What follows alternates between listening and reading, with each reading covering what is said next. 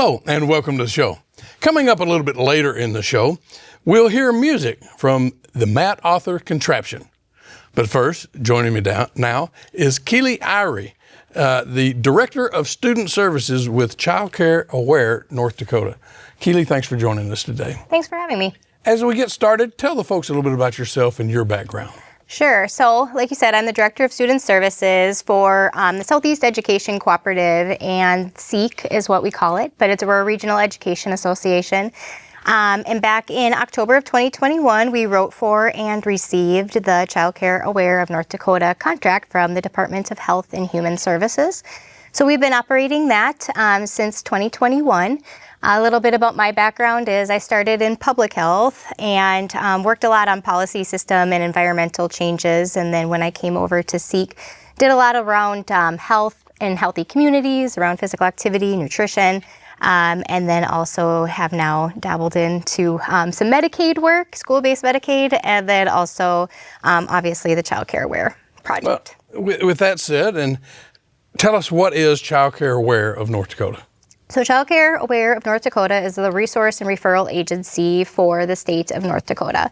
So we operate statewide, and we provide support to new providers looking to start childcare, all the way through those providers that have been in childcare for all of their life, providing technical assistance and coaching.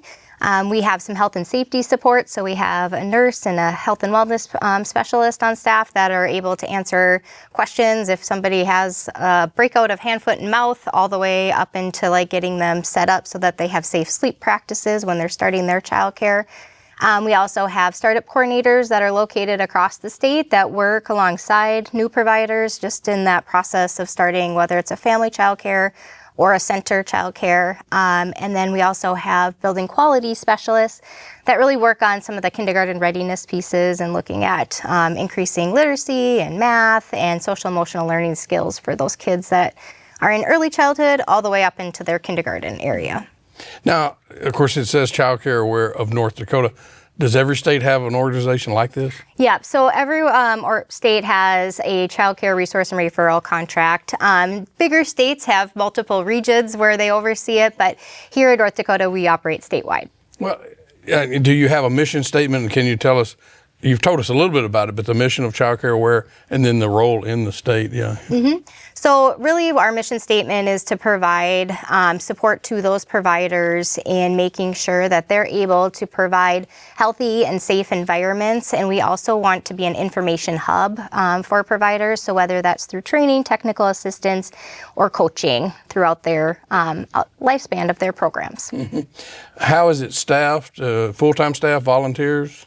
Yep, we have full-time staff, and so we have, like I said before, we have our startup coordinators who are located across the state. Some have dual roles, so one of our startup coordinators is also a building quality coach and helps with some of our early learning literacy initiatives. And then we also have 2 health and safety specialists, and then we have a resource and referral person that is able to help with connecting families to childcare and then making sure that providers are updating their profile on our online database. Okay. Are there any volunteers with the organization at all? Not really. Yeah, we are pretty much all fully staffed as a organization. You know, is there a way you can describe the current state of child care in North Dakota? Yep. So I think we all know child care is an issue across the state, and it's an issue across the nation. And so really when we're looking at kind of where in which we want to put our advocacy eggs in the basket, we always are really looking at that availability, affordability, and quality as kind of our pillars of making sure that there's, adequate childcare across the state, but not just having 1,000 different childcares pop up. We also want those to be quality childcare options for families, and so they're not having to choose between a subpar place to send their child to a really high-end place to send their child. And the affordability piece really always continues to be an issue for families across the state. Is North Dakota comparable to other states in what's going on in child care? Yeah, so we were at a conference this last week, actually, and that was the statewide, or the national conference, where all the statewide resource and referral agencies come together, and we were able to spend some time advocating on the Hill and talking to our Congress people here from North Dakota, and really the talking points for all states, whether or not they were talking from North Dakota or Arizona or South Dakota, are all the same. And so we're just really wanting to advocate for quality childcare across the nation. How important is it to have organizations like yours, especially in states with rural communities? Yep. So, yes, we are a very rural state, and so I think that kind of sets us a little bit different than some of the other states that were at the symposium. And the fact of the matter is, when we look at wanting to really keep our rural communities alive, childcare has to be there. If we don't have childcare in those communities, we can't keep young families in those communities, and we can't incentivize young families to move to those communities also to, find the workforce. So childcare really is also a workforce issue itself. Yeah. Has there been a decline or increase in licensed childcare providers in North Dakota? So we worked really hard the past few years on that startup piece of things. And some of the data that we were just given at this national conference from the Child Care Aware America umbrella was that we were seeing an increase in some of the child care facilities across the state. So looking at more of those bigger centers. And then there was a small decrease around family child care. So, a few things I think go into effect when looking at some of those numbers. We've had a number of state-funded GROW grants through the state where it incentivizes new child cares to start. And some of that funding has really been focused on some of the bigger groups and facilities versus the family child care. We also see that a lot of times people get into family child care while their kids are young and at home. And so that once their kids go off, into school and they're at school all day, sometimes those family providers step back from doing childcare any longer in their homes and maybe go back into the workforce or find something else to do. Yeah, does this sort of correlate with demand and need, though, over the years? So the demand and the need continue to grow, and I don't know that we're meeting that demand. About 1 in 3 children still need to find that care. We also see a huge need in that infant care, and so that's one area in which, too, we've been really trying to work on and trying to incentivize as a state to try to get more infant spots open. And so, I think it's something that we continue to work towards. We have not filled that gap at this point in time. What are the state standards for licensed providers? Mm-hmm. So there's lots of standards. There's lots of licensing rules and regulations. And so that's all through the state, the Department of Health and Human Services. And so there's licensing specialists across the state that are there to help answer some of those questions. We've also been able to start kind of a new initiative starting last October where we have a licensing toolkit that's available for new providers. And so we're able to really walk them through the process of getting, becoming licensed and then all the way through getting their license. In the hopes that we're really going to then make sure that new providers are taking those licensing rules and regulations and really taking them in, and so that we're going to see less correction orders or less compliance plans down the road when those licensing standards aren't being met. Okay. And what's your role as Director of Student Services? What does that mean? So I get to oversee the Child Care Aware staff and our initiatives that we have within our initiative. And then also I have a few other projects underneath my umbrella. So we also house the North Dakota After School Network, really that is looking at not just, whereas Child Care Aware sometimes focuses on that birth to 5, this one is really looking at making sure that we have adequate care for those in that 5 to 12 age range. So really between the two programs, we're able to impact a child's life between birth to 12. And then also some school-based Medicaid. And so making sure that we're really maximizing it and making some of those ways in which to access those school Medicaid dollars efficiently. What does the term child care crisis mean? Mm-hmm. It's a great question. So I think a few things.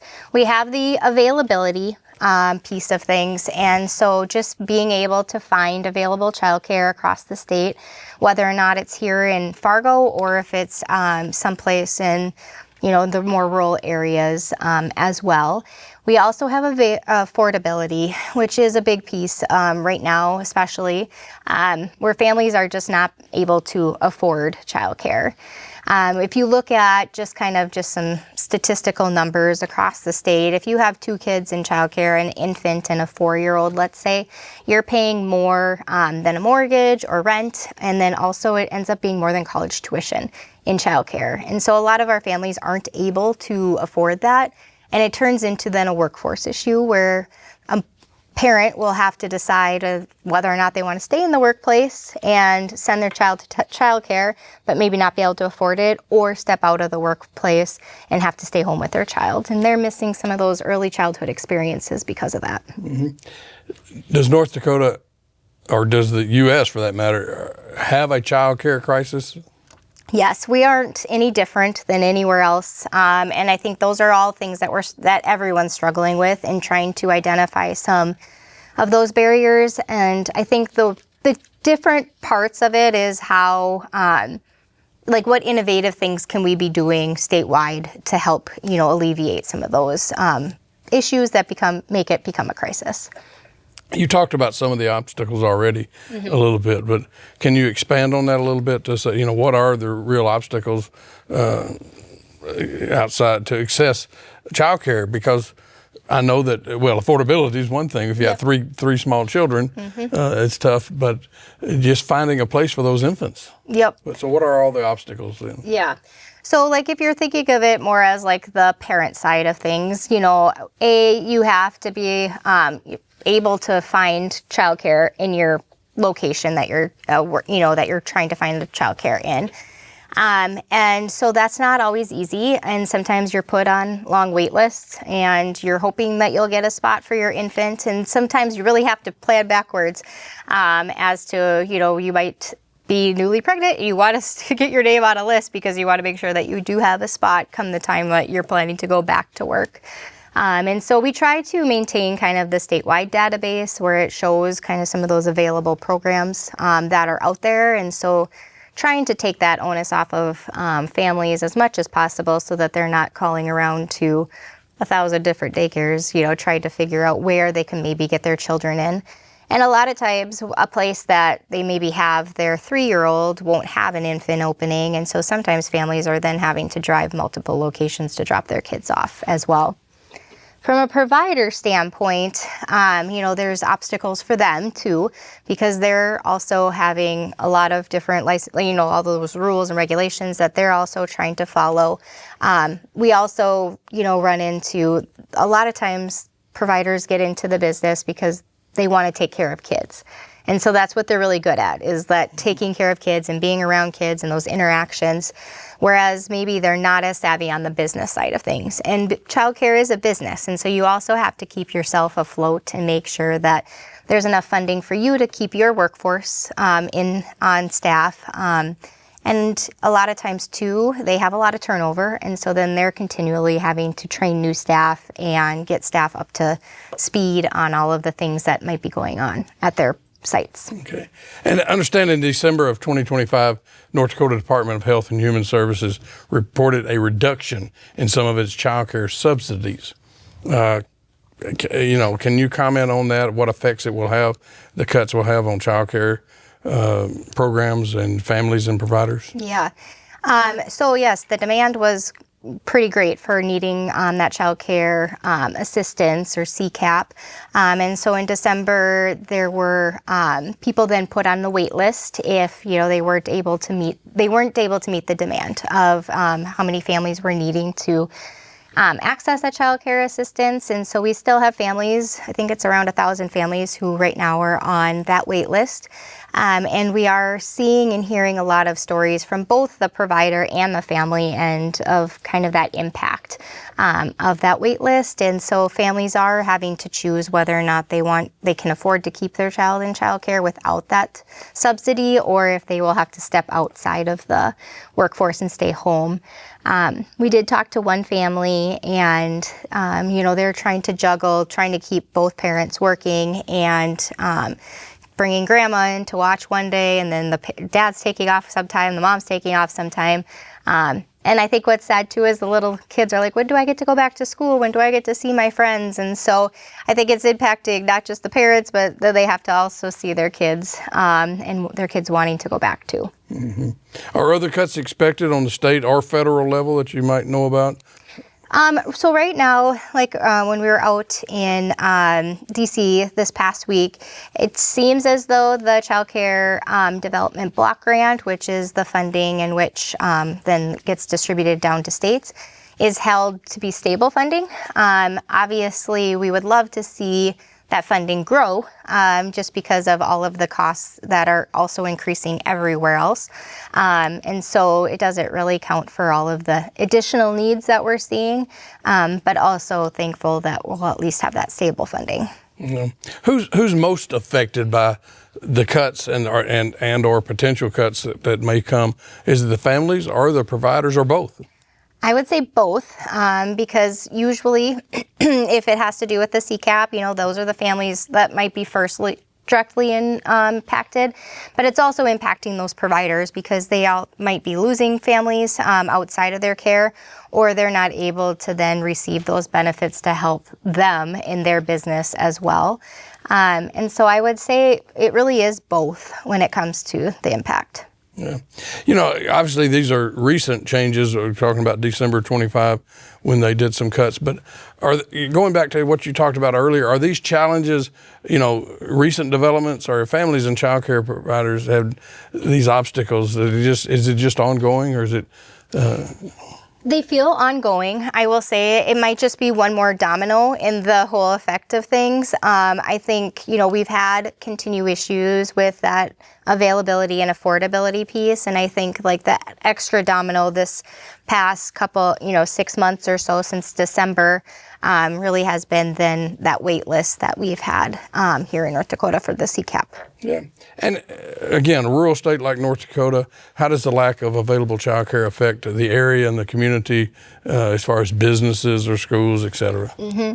So I think it really is trying to keep those rural communities alive. And I think that's one thing that we want to see continue here in North Dakota. We don't love to see our communities dying out because we can't attract new families to them. And so if there is not available childcare or affordable childcare in those communities, it's really hard to get nurses and teachers and those type of roles into the community if that's kind of some of the business that they have or the workforce that they're needing to keep their hospitals or clinics or schools alive. So with that, what are some important steps towards providing that accessible health care, especially in those rural communities? Mm-hmm. So I think that there's always opportunities that are out there, and I think that we're always trying to figure out new innovative ways to partner with whether it's a healthcare or a school, and if there's space available, is there ways in which they could bring on-site childcare to a nursing home or a school building, and then be able to offer it really as a retention tool for their staff as well. And so we've had a few different, I would say, models of that throughout the state, and have been excited. And I think there too, it's just kind of some of those shared services that then happen as a result. And so maybe, the building is already paid for and the building's already there. They have a janitor on staff. Maybe the food can come from that centralized kitchen. So just trying to figure out some of the innovative ways to continue to bring childcare to some of those communities. Mm-hmm.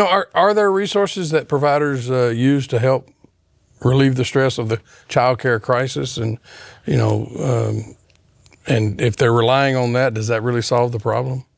So I would say we try to, offer different services, whether that's through professional development. We also try to offer some more like intensive business training for providers so that then they're able to figure out ways in which to keep their, their business alive and making sure that they're planning for the future as well.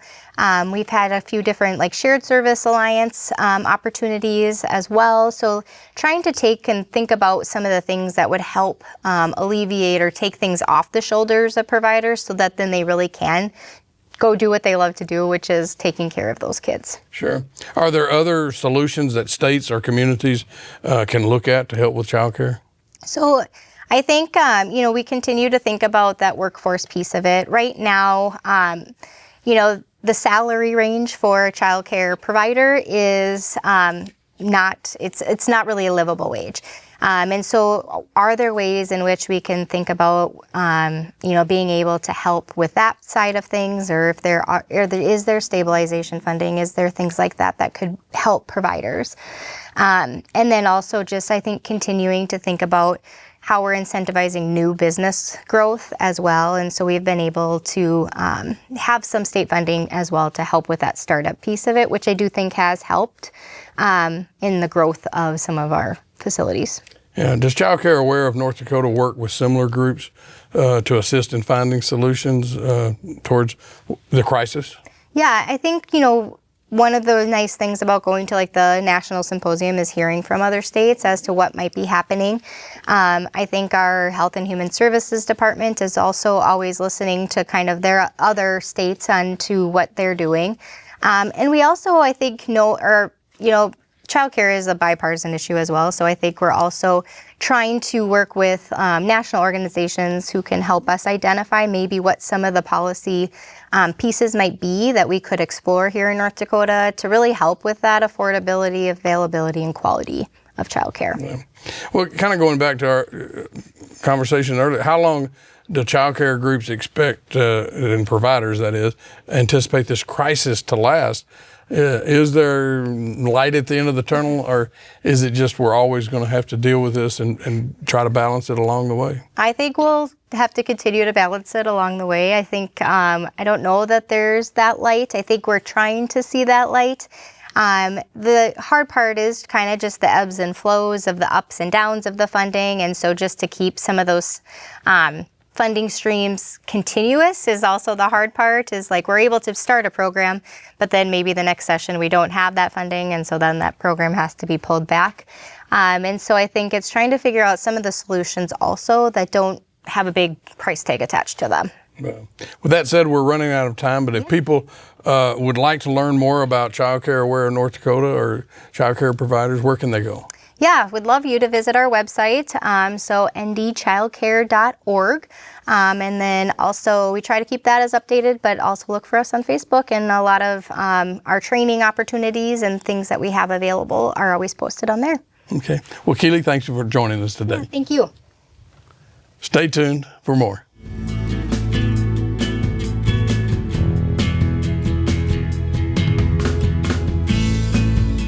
Matt Arthur is a southern Minnesota blind man who learned to sing by listening to gospel records as a child. He writes songs that mimic 70s styles folk and country renegade tunes. The Matt Arthur Contraption includes fellow musicians Bill Patton and Faith Escola, who add their influences of old-time rock and roll.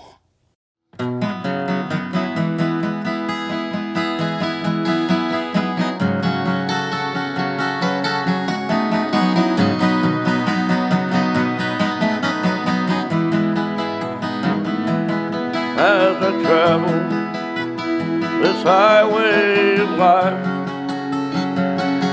I think of all the friends that I've known in my time. There are those still running, others who have said goodbye. But through it all, man, it's been quite a life. It's a real adventure down these twisting, winding roads with oh so many exits. I don't always know which way to go. But you know, you've been with me every step of the way. You showed me kindness and mercy, even when I up and walked away. I just want to thank you for what you've done for me always, for being patient with me while I lived out my crazy days.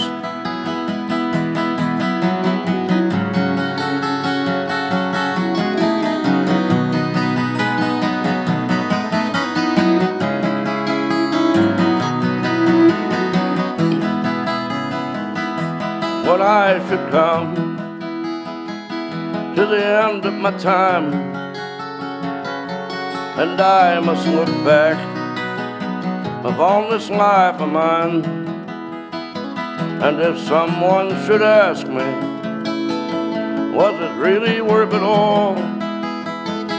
The pain and sorrow and the hard times I saw, let me tell you, friend, yes, it really was worth all that trouble, even the times when I was really off the wall.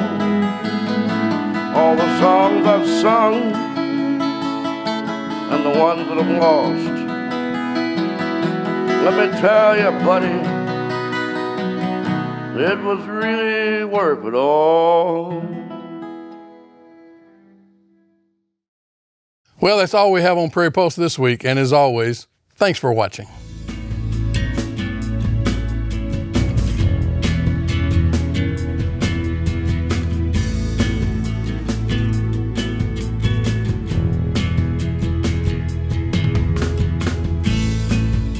Funded by the Minnesota Arts and Cultural Heritage Fund, with money from the vote of the people of Minnesota on November 4th, 2008. And by the members of Prairie Public.